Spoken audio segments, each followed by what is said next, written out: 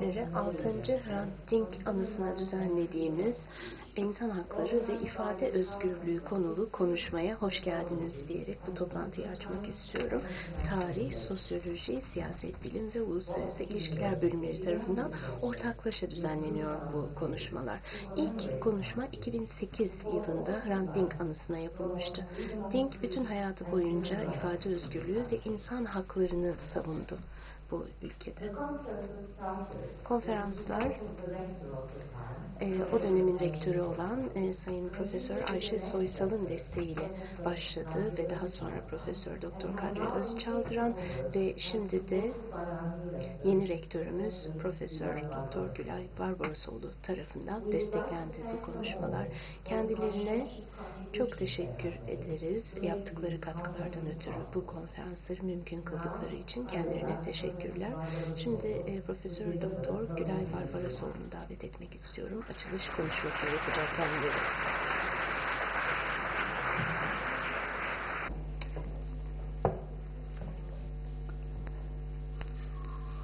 Değerli meslektaşlarım, kıymetli misafirler, sevgili öğrenciler, sevgili basın mensupları. Tam 6 senedir Hrant Dink anısına İfade Özgürlüğü ve İnsan Hakları Konferansı'nı gerçekleştirmek üzere bu salonda bir araya geliyoruz. Bu konferansların amacı 2008'deki ilk konferansı açan o zamanki rektörümüz Profesör Ayşe Soysal'ın sözleriyle en doğru şekilde anlatılmaktadır. Profesör Soysal şöyle söylemişti. Gazeteci yazar Hrant Dink'i bir sene önce kaybettik. Kaybedilenin ardından devam eden yaşamda anlam bulmak kolay mesele değildir. Bu bağlamda akademik camiada sıkça uyguladığımız bir yol, kaybettiğimiz kişinin çalışmalarına, araştırmalarına, dünya görüşüne uygun konularda yayın yapmak, konferans düzenlemektir. Bizler böylece yitirdiğimiz değerleri, bilgi üretimi ve paylaşımı çerçevesinde geleceğe aktaran bir etkinlik gerçekleştirerek teselli ararız. Tam 6 senedir bu etkinliği sürdürerek teselli aramaktan vazgeçmedik. Bu teselli arayışımızda yalnız değildik. Hrant'ı sevenler, Hrant'ın dostları, Hrant'ın katliyle hayatları bölünen ve adaletin gecikmesiyle vicdanları yaralananlar, yazarak, çizerek, sanatsal üretimde bulunarak, bilimsel, toplumsal ve siyasal projeler üzerinden uğraş vererek yıllardır teselli arıyorlar. Öte yandan Hrant Dink, kendisine yapılanları anlattığı Ruh Halimin Güvercin Tedirginliği başlıklı son yazısını bu ülkede insanlar güvercinlere dokunmaz diyerek bitirmişti. Bu gerçek teselliye asla kavuşamayacağımız anlamına mı gelmektedir? Ancak belki de bu duruma dayanmanın yolunu şurada arayabiliriz. Tuğba Çandar, Hrant başlığını taşıyan ve çok sesli, çok etkileyici biyografik çalışmasını ikiye ayırır. Birinci yarıda Hrant, deri fişek Hrant'ı, ikinci yarıda da Agos'u kurtarmasıyla ortaya çıkan baron, hoca, usta Hrant'ı anlatır. Hrant, barona dönüşmüştür. Hoca, usta olmak için deri fişeklikten geçmek gerekmiştir. Bu bir anlamda bizim üniversitemizde yapmaya çalıştığımız şeydir. Deli fişek gençlerle usta hocaları bir araya getirmek, enerji ve dinamizm ile bilgelik ve deneyimin paylaşılarak çoğalmasını sağlamaktır. Bu yüzden kaybettiğimiz Hrant Dink'i anmanın anlamlı yollarından birinin, onun kendine adadığı ifade özgürlüğü ve insan hakları konularında her sene öne çıkan bir konuşmacıyı dinlemekten geçtiğine inanmaktayız, inanıyoruz. 6. Hrant Dink anısına İfade Özgürlüğü ve İnsan Hakları Konferansı'nı verecek olan çok değerli, kıymetli konuğumuz Profesör Chomsky başta olmak üzere onu dinlemeye gelen sizlere hayatın dönüştürülebileceğine inandığınız, bunun yollarını düşünmek ve düşüncelerinizi paylaşmak üzere bizlerle bir araya gelerek Hrant Dink'in anısını onurlandırdığınız için şahsım ve üniversitem adına en derin şükranlarımı sunarım.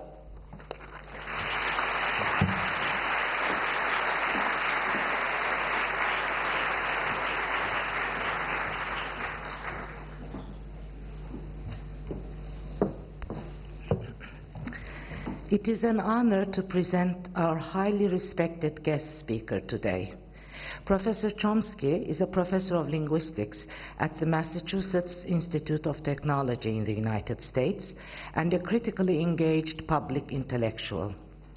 He received his PhD in linguistics in 1955 from the University of Pennsylvania and published the major theoretical contributions of his dissertation in syntactic structures in 1957. Professor Chomsky is also well known for his critical stance towards mass media and its ability to manufacture consent, U.S. foreign policy and its hegemonic aspirations, and the neoliberal phase of capitalism. He has written and lectured widely on linguistics, philosophy, contemporary issues, international affairs, and U.S. foreign policy. His works in linguistics include Language and Mind, Language and Problems of Knowledge, and the Minimalist Program. Some of his political writings are Peace in the Middle East, Manufacturing Consent, Democracy in a Neoliberal Order, Understanding Power, and Gaza in Crisis. Professor Chomsky.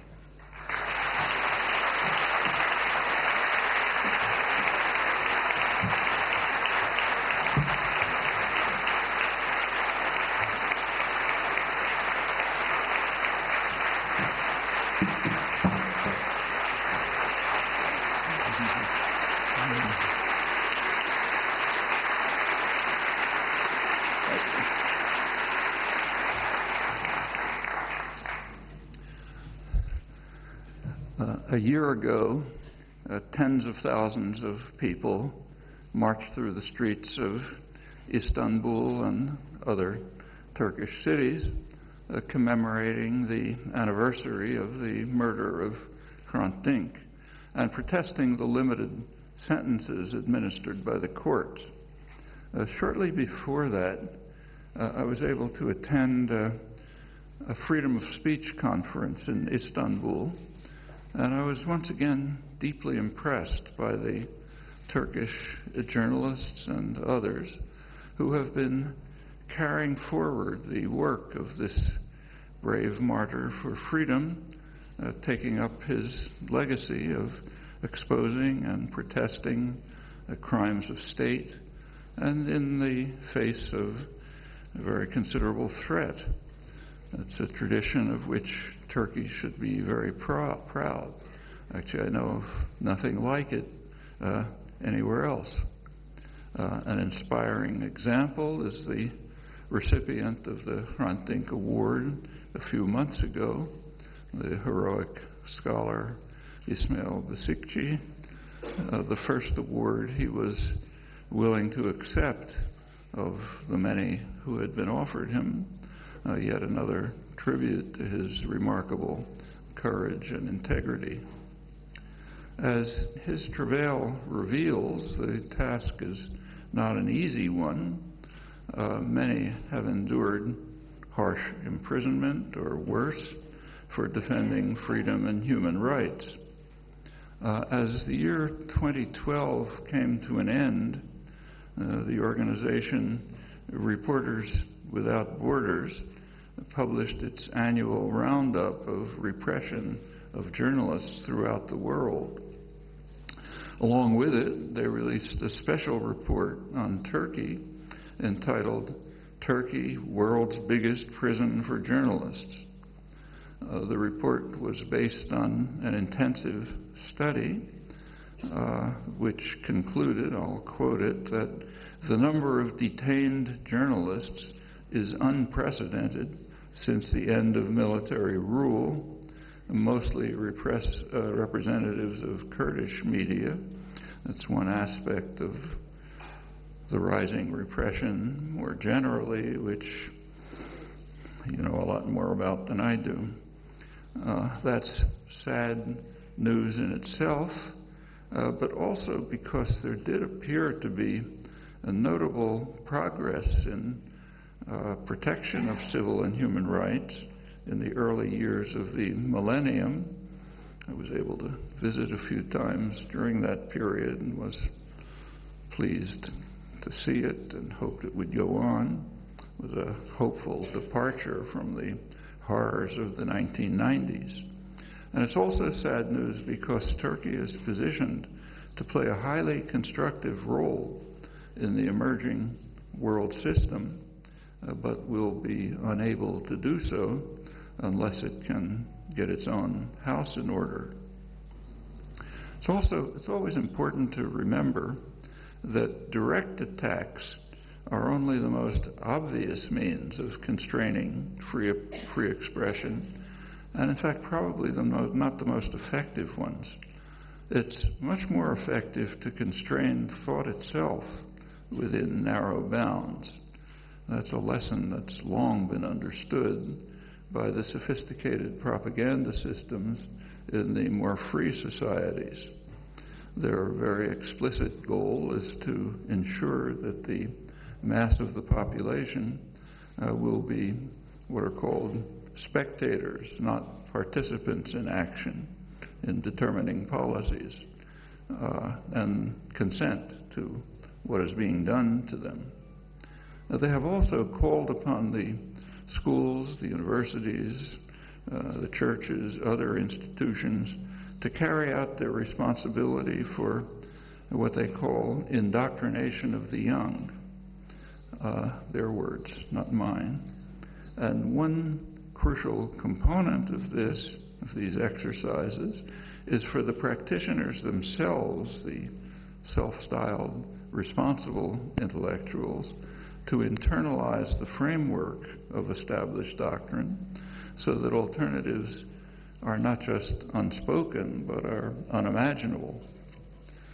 These topics are very important ones. If there were time, I'd have liked to pursue them here, but instead I want to turn to the title that was mentioned, The Emerging World Order, and where Turkey might choose to find its place within it.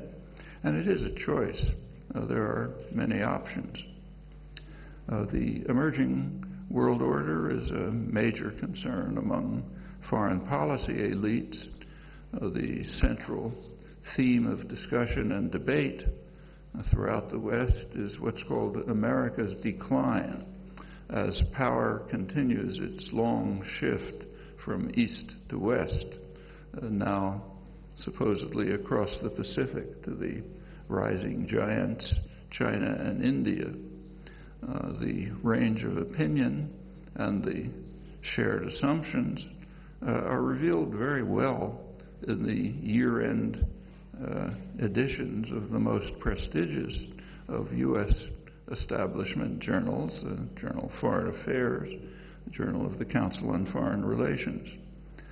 In December 2012, in boldface and oversized letters, the front cover reads, "Is America over?"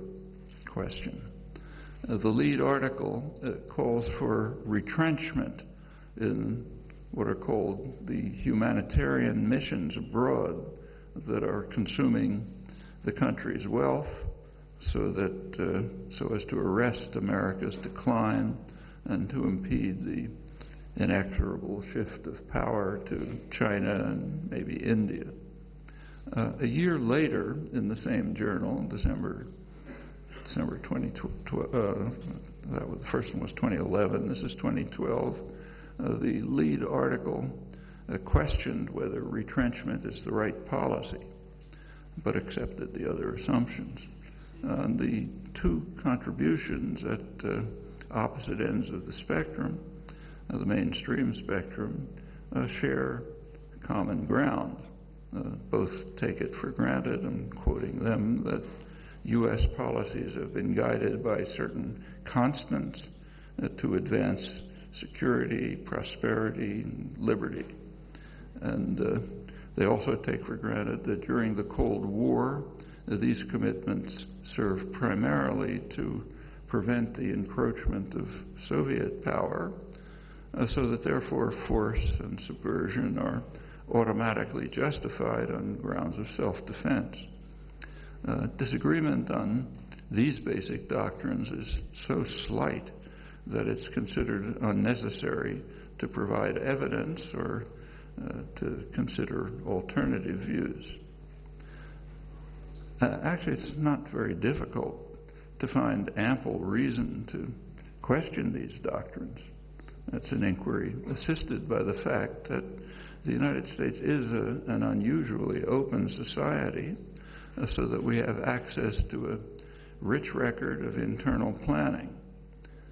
Investigating it and the historical record, we find that policy has quite consistently had quite different goals.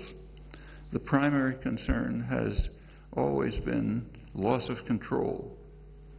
To adopt Henry Kissinger's terminology, the concern is that a region that drifts out of control is a virus that might spread contagion, inducing others to follow the same path.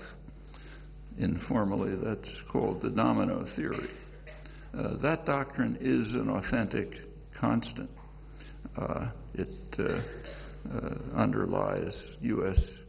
global strategy, sometimes called grand strategy, and of course it's by no means an invention of U.S. planners. The domino theory is commonly ridiculed when the dominoes don't fall, but it's nevertheless remained a leading principle of policy. And the reason is that the theory is quite rational. Violent implementation of the doctrine is what has kept the dominoes upright, with very few failures. That's been true throughout the world, in Asia, in Latin America, and also in the resource-rich Middle East. So, for example, when the U.S. and Britain overthrew the parliamentary regime in Iran in 1953 and installed the tyranny of the Shah, Cold War concerns were, of course, routinely invoked. The explicit goal, however, I'm quoting from the internal documents, was to maintain overall controls over Iranian energy resources, with broader implications for global dominance that were threatened by independent nationalism of the kind that the democratic regime in Iran was then pursuing. These conclusions are very persuasively established in forthcoming work by the leading Iran scholar, Ervand Abrahamian. The book will be out in a couple of months, and very much worth reading. We find the same case by case throughout the Cold War. It's interesting that this was largely conceded by Washington after the collapse of the Soviet Union. A very interesting and revealing moment in modern history, because the alleged Russian threat could no longer be invoked to justify policies. So if you want to learn about the Cold War, that's a perfect place to look. And that's, I think, the reason why nobody looks at it. It's much too revealing and very straightforward. At that point, the administration in office was the first Bush administration, what's called the good Bush, the first one. The administration issued a new security strategy, of course, reflecting the realities of the new post-Cold War era. And it's a very interesting document. The basic message was very clear. Nothing essential would change, but there would be new pretexts. That's basically what it said, point by point. It's interesting to go through. In particular, with regard to the Middle East, it was concluded that it would be necessary to maintain powerful intervention forces targeting the Middle East, where, and I'm quoting now, the significant threats to U.S. interests could not be laid at the Kremlin's door. That's contrary to 50 years of claims to the contrary, so sorry, people, we've been lying to you for 50 years, but we're going to go ahead doing exactly the same things, because the real threat, we now have to concede, was independent nationalism, as in the case of Iran, or Vietnam, or Cuba, or Chile, in fact, throughout most of the world. Interestingly, all of this passed in silence. No commentary in the media, no commentary in scholarship. But there couldn't be a more revealing insight into the nature of the Cold War that had just gone on. It's now over, so we continue doing the same thing with new pretexts, telling the truth for once. More generally, a good case can be made that the Cold War in general, from its origins, was pretty much a war by each of the superpowers against the threat of independence in its own domains, invoking the alleged threat of the other as a justification for its policies.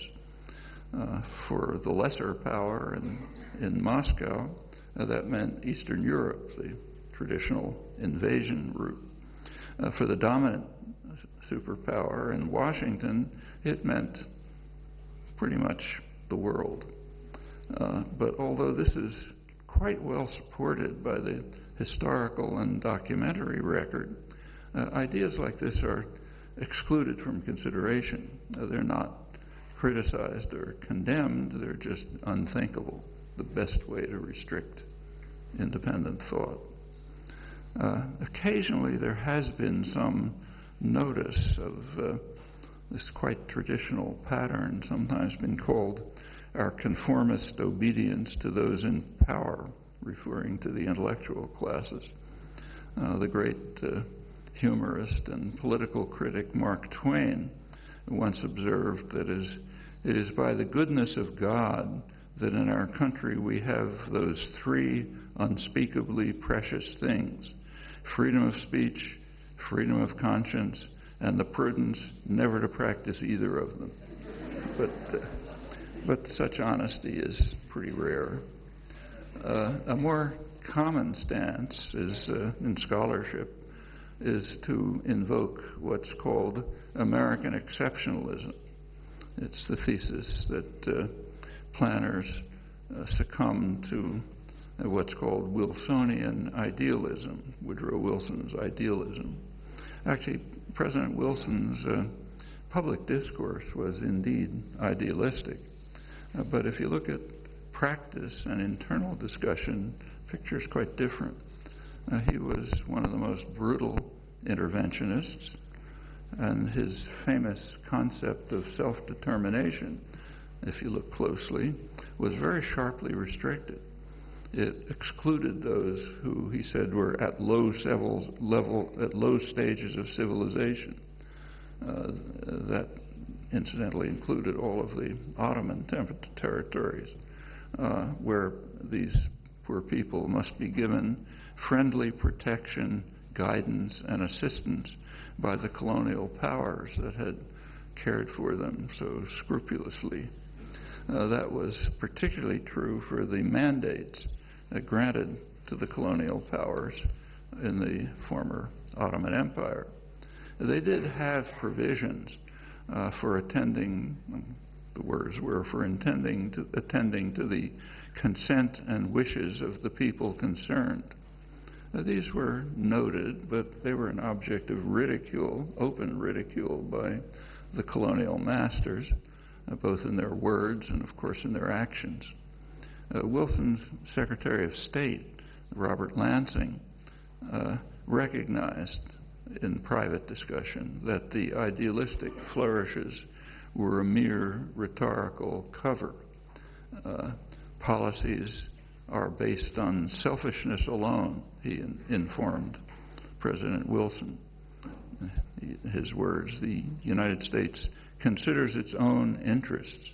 The integrity of other American nations is an incident, not an end. He restricted himself to American nations because at the time the United States was not the global power. Britain was, France was, the United States ruled the Western Hemisphere.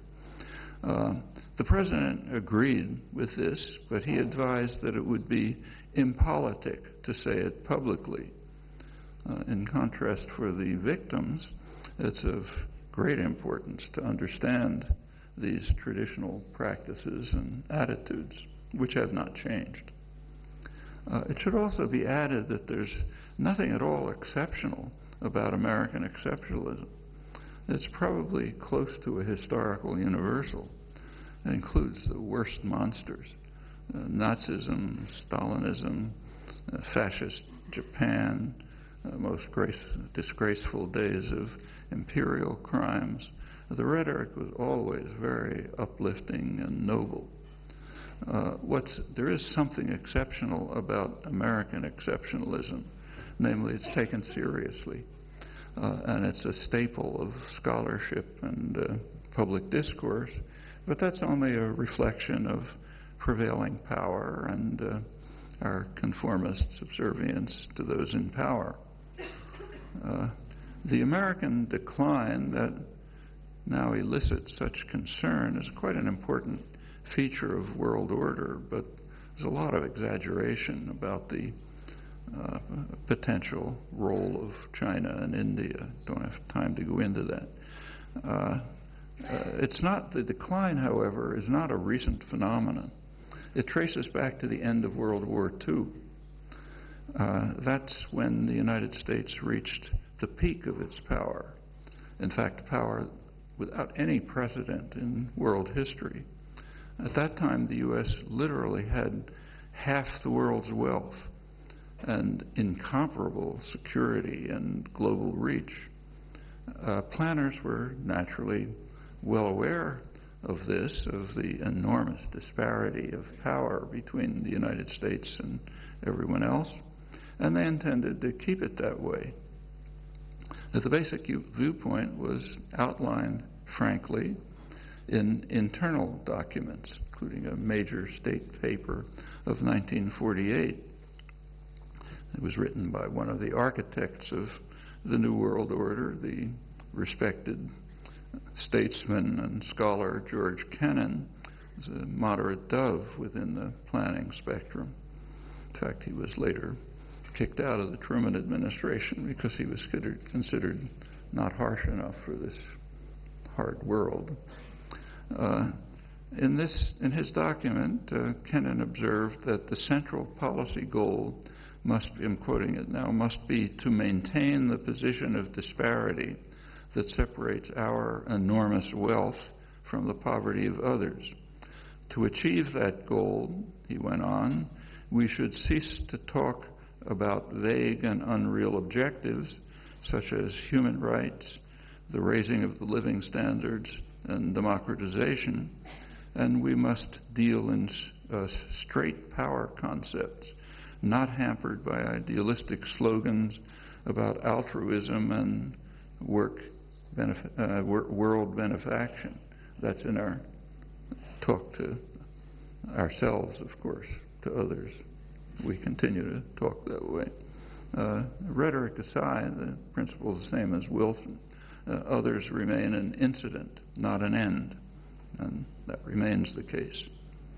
The plans that Kennan helped formulate and implement followed guidelines that had been established in high-level planning sessions during the Second World War. It was recognized by planners that the U.S. would, of course, emerge very extremely powerful, and they assumed that the United States would control the Western Hemisphere as a matter of course. That's routine. It would also control the entire Far East, the former British Empire, which means including the Middle East, and as much of Eurasia as possible. Crucially, of course, its commercial and industrial centers. The Middle East oil-producing regions were recognized right at the time to be of prime significance. They were the most strategically important area in the world in President Eisenhower's judgment. State Department analysts in 1945 described the region as a stupendous source of strategic power, one of the greatest material prizes in world history, as well as probably the richest economic prize in the world in the field of foreign investment, a prize that, of course, the United States intended to keep under its own control. One of President Roosevelt's leading advisors, A.A. Burley, held that control of Middle East oil would yield considerable control of the world. That's, of course, an internal document. There's a public version, which is different. The public version is defensive. If any other power wrests control, then that power would control the world economy. So we had better keep control for the benefit of the world. I'm actually quoting from the current issue of one of the most prominent Middle East policy journals. Just read it on the airplane coming over. It just appeared. The interventions right away were based on that. Interventions in Greece and the massive subversion of Italy in the early post-war years. They were motivated substantially by the importance of Greece and Italy in the Mediterranean generally for transport of Middle East oil. So we learn from internal documents. Going back to what happened after the collapse of the Soviet Union, those who were naive enough to believe Cold War rhetoric should have expected that NATO would decline or simply be eliminated. There were no longer any Russian hordes to threaten Europe, so we don't need NATO since that was allegedly its purpose. Well, it's not what happened. On the contrary, it immediately expanded to the east, incidentally in violation of pledges to Gorbachev, who wasn't particularly happy about it, and when he objected to President Bush and his Secretary of State, they informed him that the pledges were only verbal, and if he was naive enough to believe things that the American government told him, the rest is his problem. By now it's expanded well beyond the east. It has an official task now. Its official task is to secure pipelines and sea routes and other crucial infrastructure of the global energy system. In other words, NATO is a global intervention force, of course, under the command of the United States. That's a little more insight into the Cold War. This expansion of NATO is a one source, a growing source of potential conflict with China. China is expanding its own search for energy and other resources westward. That includes pipelines and high-speed rail, which extend to Central Asia. Incidentally, for Americans, it's interesting to see that you can take a high-speed rail train from China to Kazakhstan, probably soon pretty beyond. But you can't take one from Boston to Washington, the most heavily traveled rail corridor in the world, where it's about the same as it was 60 years ago. It'll probably link with Iran and probably extend to Turkey, maybe Europe. From the Chinese point of view, it's a slow effort to restore something like the ancient Silk Road, major road of east-west commerce for a long period. Control over energy is the source of another growing conflict in the seas off China's coast. Of course, these are crucial trade routes for China, but they're contested by the United States, which regards them as an international commons. So therefore, the U.S. must control them for the benefit of everyone. These are conflicts like Middle East oil. These are conflicts that are actually becoming considerably sharper now with what President Obama calls his pivot towards Asia, and could be serious. Going back to the early post-war period, the objectives that were developed and implemented were not unrealistic, given what the distribution of power really was. But the decline set in at once. In 1949, China declared independence. That's an event that's known in Western discourse as the loss of China, with bitter recriminations over who's responsible for the loss. It's a very interesting terminology. It's only possible to lose something that one owns, like I can't lose your cell phone, for example. But there's a tacit assumption that the U.S. owns China by right, as long as, along with the rest of the world, in fact, very much as post-war planners assumed and, in fact, said, speaking to themselves, of course, to each other. Well, the loss of China was the first step in America's decline, and a very serious one with reverberations that continue to the present, and it had major immediate policy consequences. One of them was the immediate decision to support France's effort to reconquer its former colonies of Indochina, so that that too would not be lost.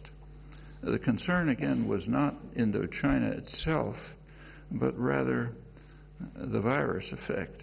Concern was that successful development in Indochina, which seemed a danger, would be a virus that would spread contagion well beyond, maybe all the way to Japan. The rational choice was taken at once, namely destroy the virus and inoculate the rest of the region with brutal dictatorships. Standard routine and quite sensible. And those tasks were successfully carried out. The United States, in fact, pretty much won the Vietnam War. It's called a loss because the maximal objectives weren't achieved, only the major ones. And if you have limitless goals and expectations, losing even the smallest thing is utter tragedy, like a 3-year-old who doesn't have every toy it wants. And it worked. However, history has its own cunning, and something similar to what was feared has slowly been developing in East Asia, much to Washington's dismay. Similar procedures were followed elsewhere, repeatedly in Latin America, traditional backyard. Actually, Kissinger's terms, the virus that would spread contagion, were intended for Chile, the democratic government in Chile in 1973. That virus was destroyed, and the contagion was, region was inoculated by vicious dictatorships throughout the region. That's a sensible and standard procedure.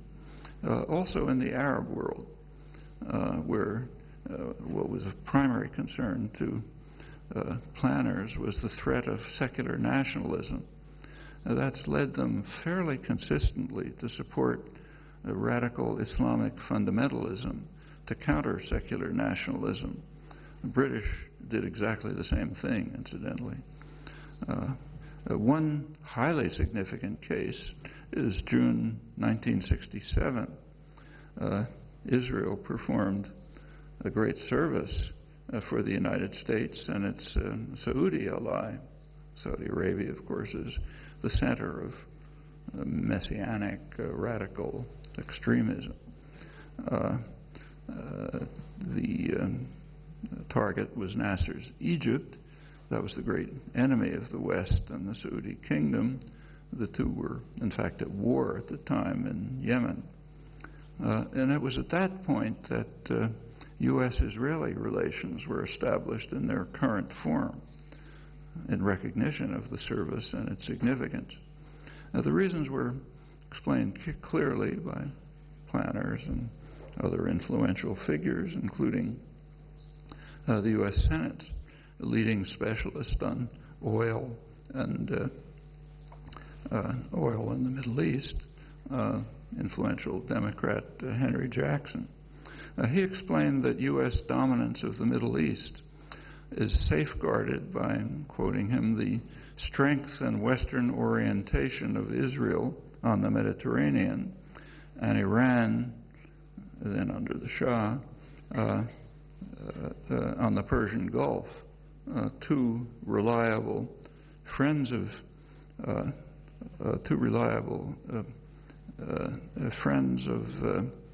the West, of the United States. These were the most, Israel and Iran, again under the Shah, remember, they were what were called the two most important local gendarmes, maintaining order in the Arab world. They were called this is the Nixon doctrine that was then being shaped. They were called two cops on the beat to make sure there was no trouble in the region. Of course, another, incidentally, was Turkey, which had a secret alliance with Israel since 1958, and also Pakistan, which provided security assistance for the Saudi Arabian royal family when it was needed. Turned out was considered to be better throughout for the cops on the beat to be non-Arab. They would do a better job in suppressing Arabs.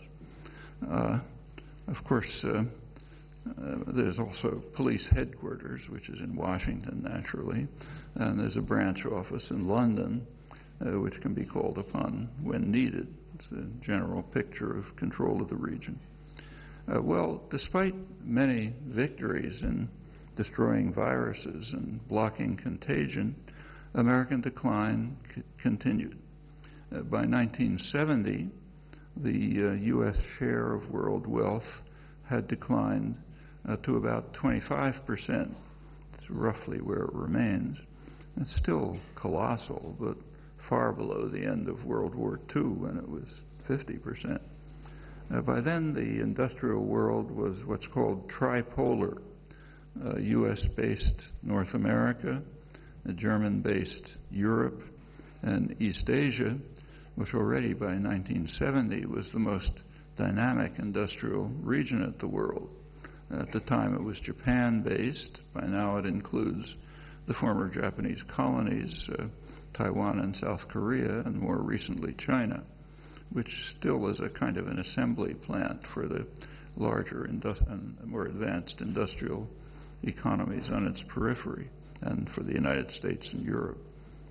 Well, at about that time, 1970s, American decline entered into a new phase, namely conscious, self-inflicted decline. The economy was shifted radically towards financialization, with production sent abroad. It's a great success for the masters, but not for the population, which is not their business, and harmful to the economy generally. The neoliberal, this so-called neoliberalism, this assault on the general population has concentrated extraordinary wealth among literally a fraction of 1% of the population, increasingly in financial sectors. Just yesterday, Goldman Sachs announced its biggest profits in a long time after it was rescued by the taxpayer from having helped destroy the economy. For the large majority, meanwhile, real incomes have declined quite considerably, or stagnated or declined.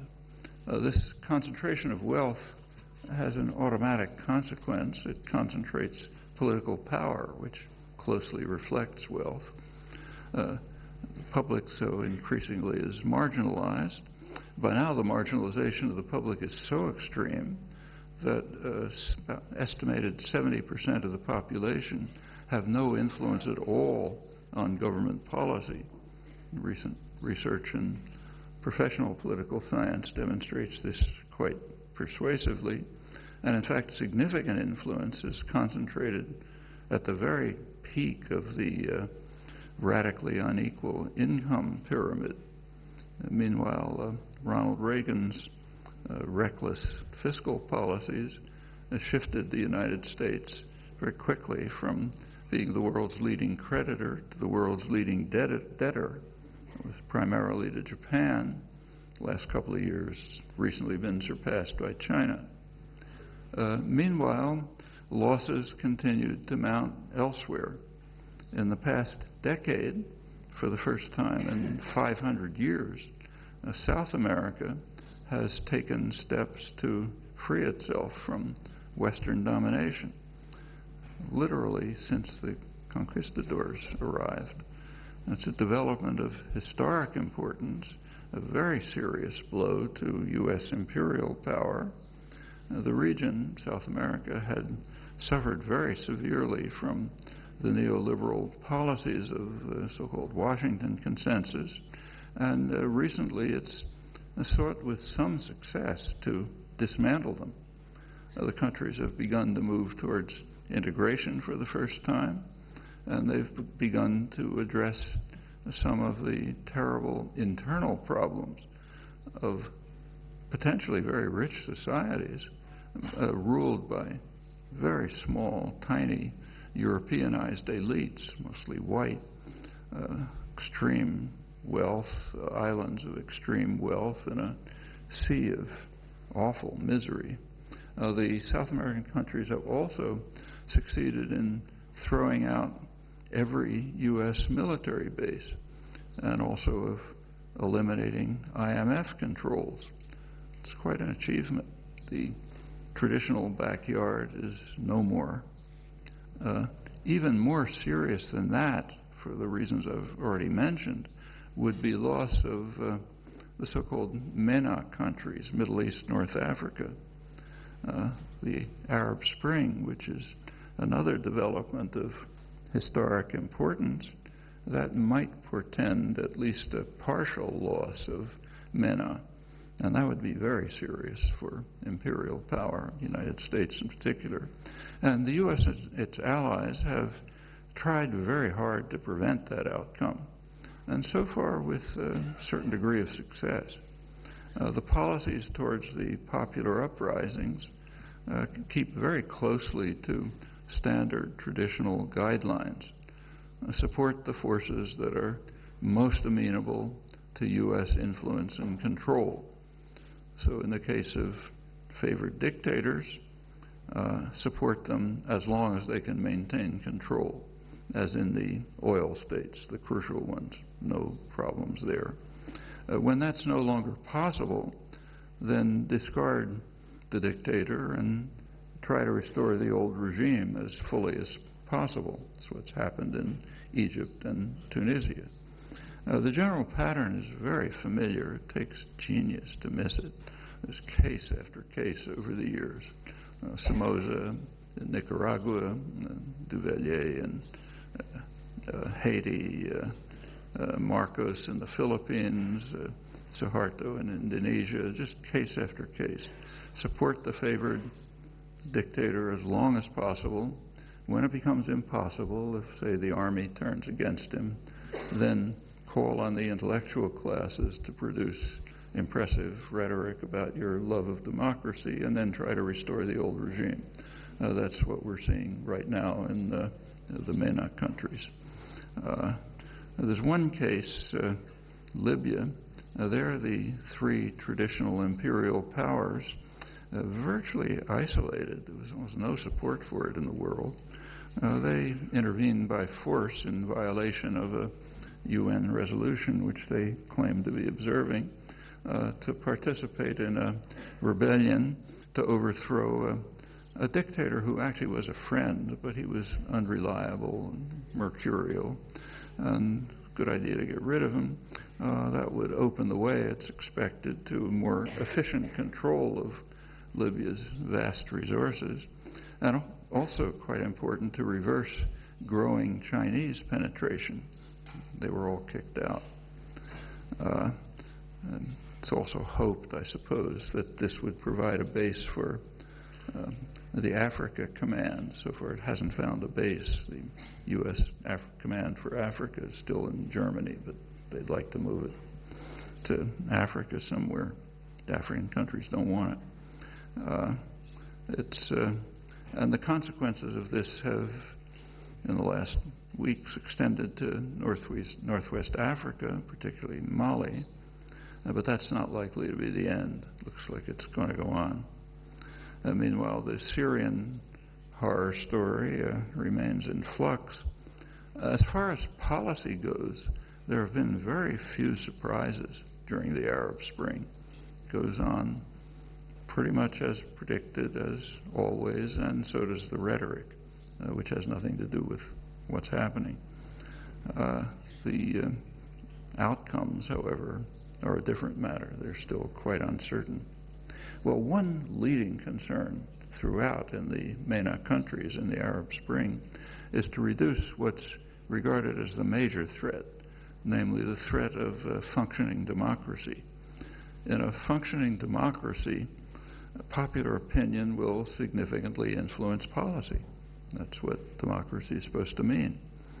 And that's extremely dangerous, not just in MENA, but throughout the world. And the opposition to democracy is not only routine, but perfectly understandable.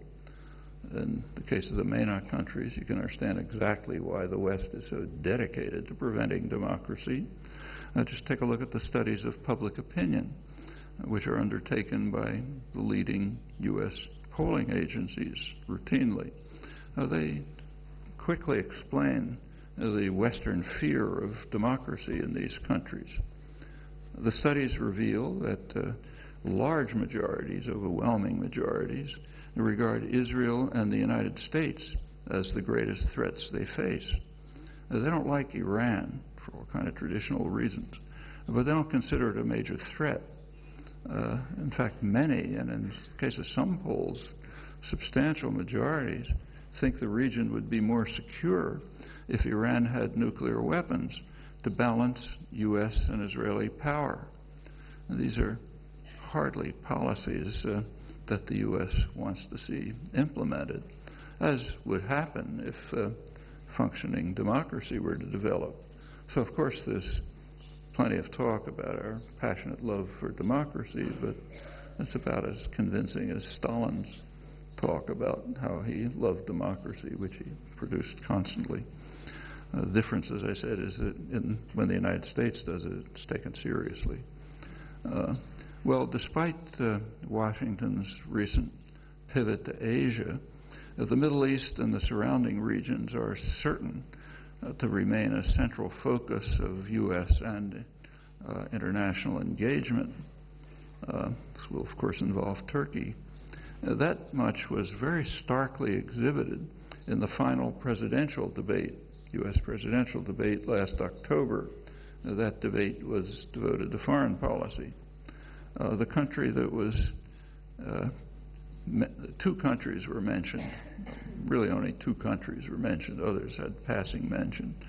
The huge number of mentions of Israel, and one country was mentioned even more than Israel in the debate.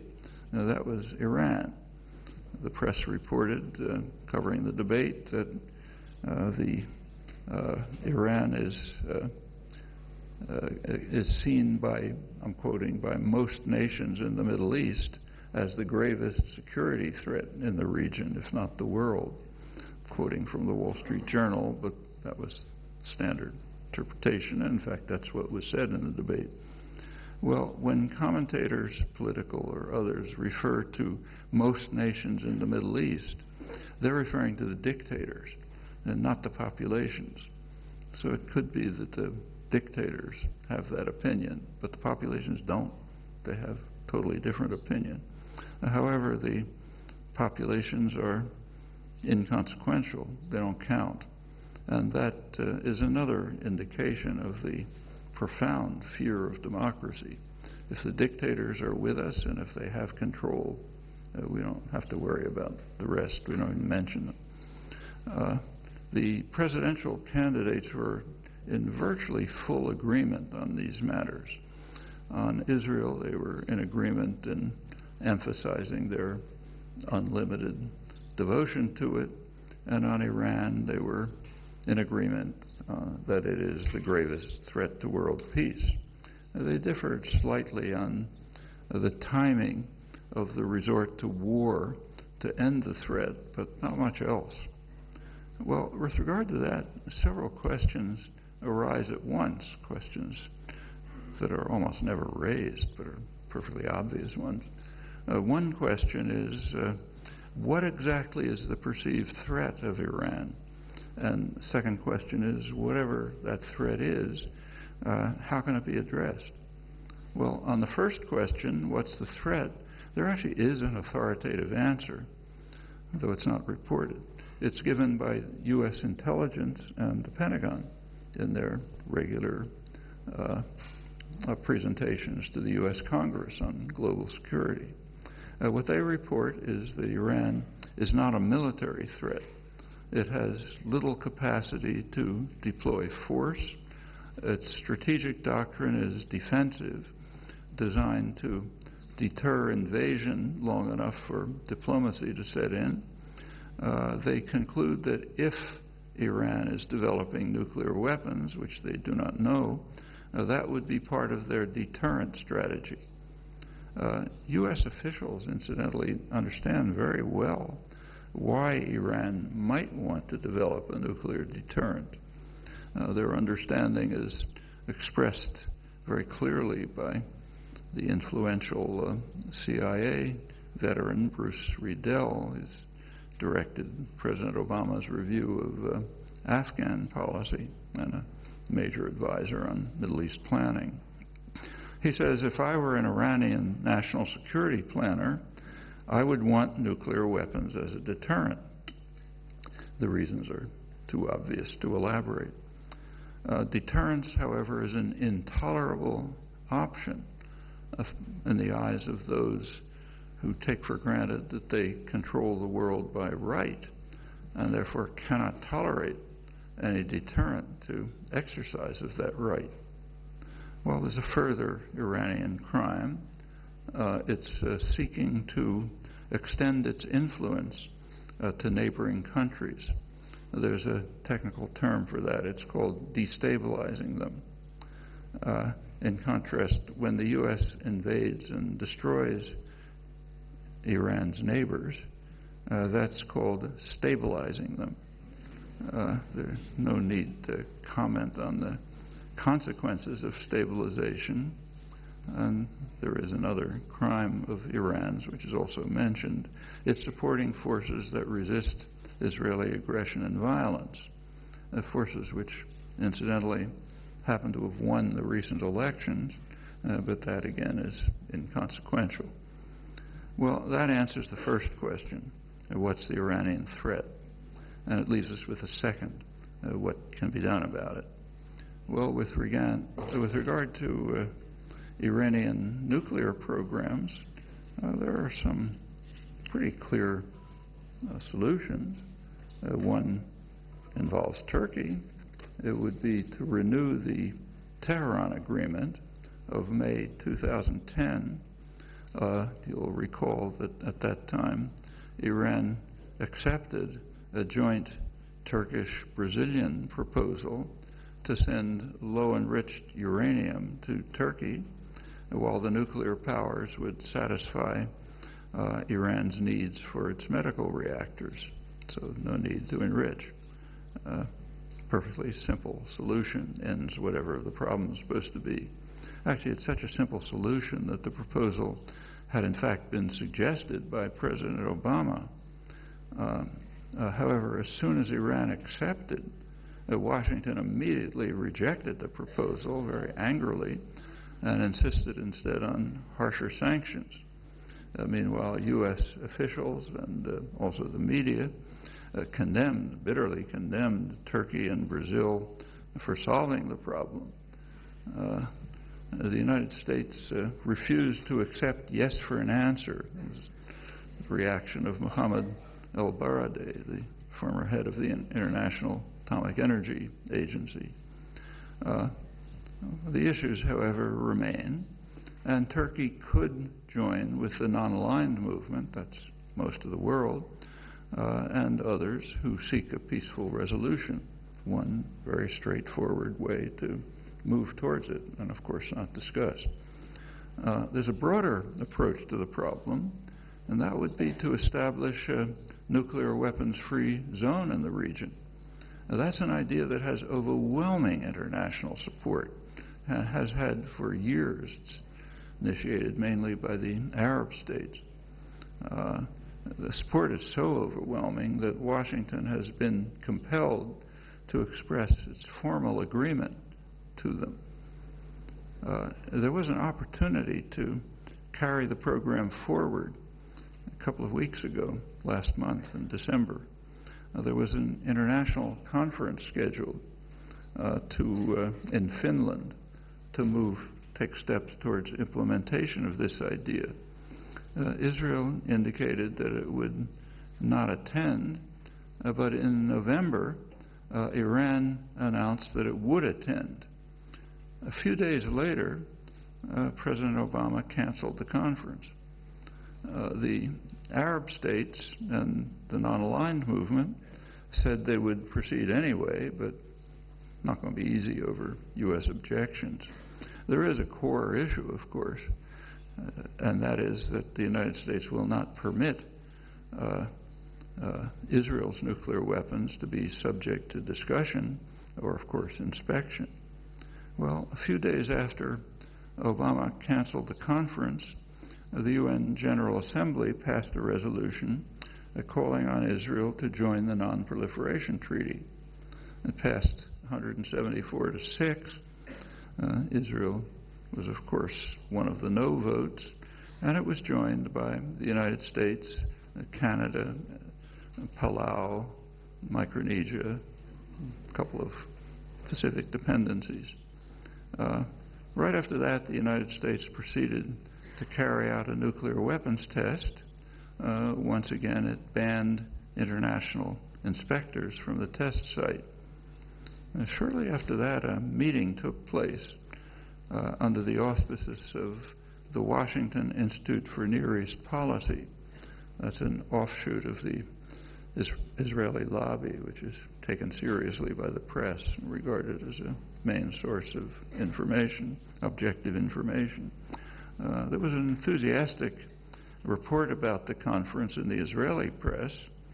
According to the report, Dennis Ross, Elliot Abrams, and former top advisors to Obama and Bush attended the conference, and they assured the audience that the president will strike Iran next year if diplomacy doesn't succeed. I'm quoting the Israeli press. Well, Americans can't possibly have any idea of why diplomacy is failing. And there's a very simple reason. Not a word about any of this has appeared in the American press.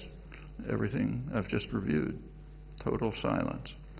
It's another illustration of how free speech can be restricted in a very free society with no government coercion. That's impressive. Tells you a lot about the intellectual climate. Well, there's also a ban on why diplomacy has failed to resolve the Israel-Palestine conflict. Painfully simple answer to that one, too. There is, of course, an overwhelming international consensus on a settlement, namely a two-state settlement on the internationally recognized border, the so-called Green Line, with perhaps minor and mutual modifications. That's official U.S. terminology 40 years ago, when the United States was still part of the world on this issue.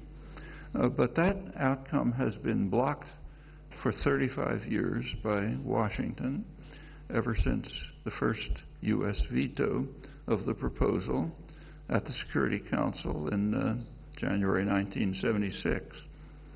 The story continues. I won't run through it. The most recent U.S. veto was surprising enough, so it did get a few words of notice in the press. Most of the time it's never reported. The most recent veto was in February 2011. President Obama vetoed a resolution calling on Israel to accept official U.S. policy, namely ending of new settlements, new construction of settlements. Of course, that's not the issue. It's the settlements that are the issue. They're all illegal. That's been determined repeatedly by the Security Council, by the World Court, and in fact even by Israel's own highest legal authorities as far back as late 1967. The 35-year history of unilateral rejectionism is virtually barred from mainstream discussion. You can see another example in this morning's New York Times if you look it up by Roger Cohen, one of the kind of liberal Middle East specialists who blames the problem on Arab, Palestinian failures to unite and so on, never mentioning the U.S. role, of course. Well, the result is that what Washington sees as the two major foreign policy issues in the world cannot be seriously addressed. They can't even be discussed in a free society like the United States. And that's going to continue unless there are internal changes in the United States, and some are underway, and unless the rest of the world takes a more active role. Turkey very definitely included in that, given its strategic position and its growing power. For the foreseeable future, there's no challenger to U.S. global domination, but power is certainly becoming more diverse. And it's in this more diverse world that Turkey must find its place, if, of course, it can heal its internal sores. And among these, none is more malignant than the perennial Kurdish issue. Outsiders can express concerns, can make suggestions, but as in all such cases, healing has to come from within. There do appear to be some real prospects with the recent negotiations, despite the criminal efforts to disrupt them, cruelly revealed a few days ago in the execution of three women, three Kurdish activists in Paris. Regional developments add much more urgency. Iraqi Kurdistan might survive as an autonomous region, perhaps more than that, might even flourish. If Syria can rescue itself from Götterdämmerung, which is unfortunately very far from clear, but if it can, an autonomous Kurdish region might be consolidated there. These cannot fail to have a serious impact on southeastern Turkey. In fact, throughout the entire region, the borders that were imposed by the imperial powers, which of course have no legitimacy other than violence, they're being challenged in many ways. And maybe one can imagine a day, return to the days when a traveler could go freely from Cairo to Baghdad to Istanbul, and administration was largely devolved to local hands. Actually, the better elements of the Ottoman era offer some lessons that might be pursued in new and creative ways. And in a world of growing diversity and interaction that's coming into view, they might contribute to a better life well beyond. Of course, none of this is going to happen by itself. Choices have to be made, and there's a lot of hard and often dangerous work to be done. Thanks.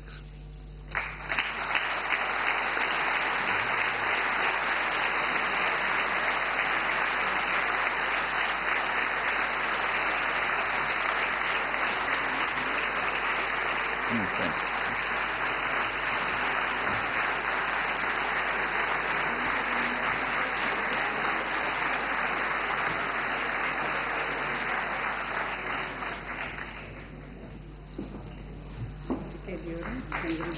ederim.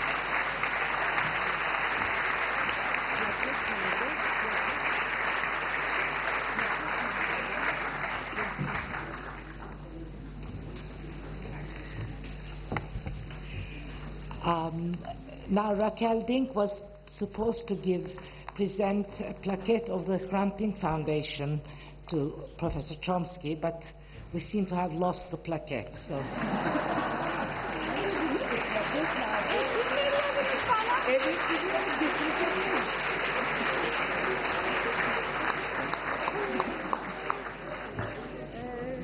Siz orada resim çektirin. Yok mu? Orada durun da resim çektirin.